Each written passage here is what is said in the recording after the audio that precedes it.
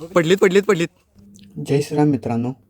Paper झाल्यावर सगळ्या मित्रांचा प्लॅन झाला की कुठेतरी फिरायला जायला लागते. मग काय केला प्लॅन राजगड आणि रायगडचा. काय लवकर उठून बावड्यात महाराजांचं दर्शन घेऊन आम्ही बाहेर पडलो. त्यात गाडीत लावलेला पिक्चर. मग आम्ही राजगडच्या जवळ गुंजवणी गावात पोचलो आणि तिथं तिकीट काढलं. पर पर्सन 5 रुपये असे तिकीट आहे. राजगडजवळ पोचायला आम्हाला झालेला वेळ आणि लागलेली भूक. मग सुवेळा गार्डन या हॉटेलमध्ये आम्ही जेवण पार्सल करून घेतलं. जेवण होत होतं तोपर्यंत आम्हाला दिसलं जांभळं. जांभळं दिसल्यावर काय आपलं पब्लिक थांबते होय. जांभळं तर एकदम गोड होती. तिथनं पुढे गेल्यावर चालू झाला तो राजगडचा ट्रॅक. त्यात रत्न्या पुढे जाऊन निवांत झोपलेलं. निम्म्या रस्त्यात आल्यावर राजगड दिसू लागला. आम्ही चोर दरवाजाच्याकडून चढलो.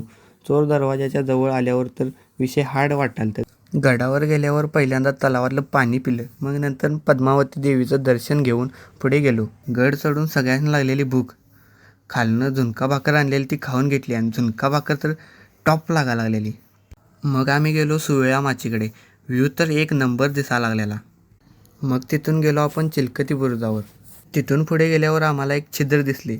छिद्र दिसल्यावर रतन काय थांबते होय.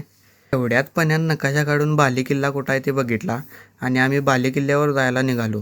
मग आपण बालेकिल्ल्याच्या महादरवाजाजवळ पोचलो. वर आल्यावर बालेकिल्ल्यावर तर नुसतं ढग उतरलेलं. सगळीकडे सगळं धुकं होतं. बालेकिल्ला तर धुक्यात एक नंबर दिसायला लागला. गड फिरून झाल्यानंतर आम्ही सगळे खाली उतरलो.